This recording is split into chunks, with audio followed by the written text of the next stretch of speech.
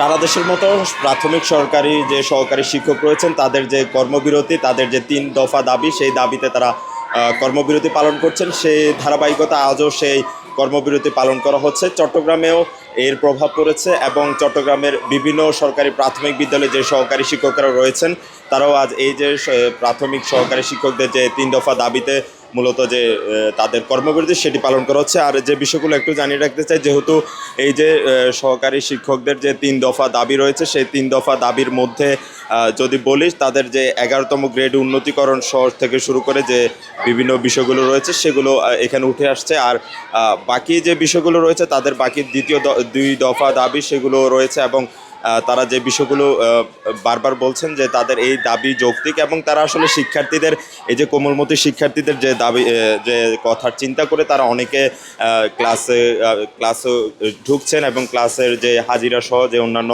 কার্যক্রম সেগুলো তারা কার্যক্রম আমরা করতে দেখেছি। আর তাদের ৩ দফা দাবির মধ্যে যে দাবিগুলো মূলত রয়েছে যে কনসালটেশন কমিটির সুপারিশের যৌক্তিক সংশোধন করে সহকারী শিক্ষক পদকে এন্ট্রি পদ হিসেবে ১১তম গ্রেডে বেতন নির্ধারণ, এছাড়া ১০ বছর ও ১৬ বছর পূর্তিতে উচ্চতর গ্রেড প্রাপ্তির জটিলতা দূর করা ও প্রধান শিক্ষক পদে শতভাগ পদোন্নতি নিশ্চিত করা, দ্রুত পদোন্নতি প্রদান। এছাড়াও এই যে ২৬ মে থেকে মূলত এই যে কর্মবিরতি সেটি শুরু করা হয়েছিল, এরপর থেকে তারা আসলে এই যে তাদের দাবি দেওয়া সেটি পূর্ণ কর্মদিবস যে কর্মবিরতি সেটি পালন করছে।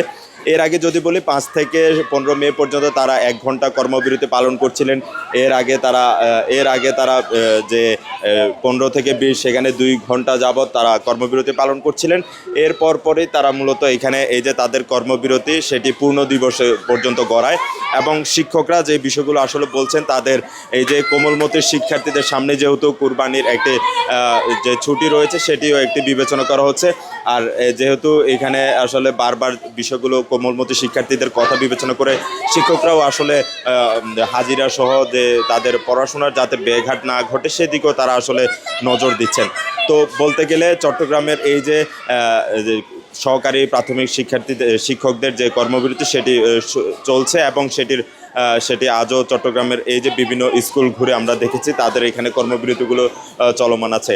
আর যদি একটু জানিয়ে রাখতে চাই, চট্টগ্রামের এই যে প্রাথমিক শিক্ষকদের যে ৩ দফা দাবিতে কর্মদিবস পালন করা হচ্ছে, সেখানে আসলে শিক্ষকরা এই যে কোমলমতি শিক্ষার্থীদের কথা চিন্তা করে তাদের পাঠদানে যাতে ব্যাঘাত না ঘটে সেক্ষেত্রে আসলে তারা ১-২ ঘন্টা ক্লাসও নিচ্ছেন বলে আমরা জানতে পেরেছি। এবং আসলে এই যে এটির প্রভাব পড়েছে চট্টগ্রাম সহ পুরো বাংলাদেশেই আসলে এই যে প্রাথমিক শিক্ষকদের সহকারী শিক্ষকদের যে ৩ দফা দাবি সেটি দাবি না আদায় পর্যন্ত আসলে তারা তাদের এই কার্যক্রম এবং কর্মবিরতি সেটি অব্যাহত রাখবে বলে আমরা জানতে পেরেছি। তো এই ছিল আমার কাছে চট্টগ্রামের প্রাথমিক সহকারী শিক্ষকদের যে কর্মবিরতি সেটির সবশেষ।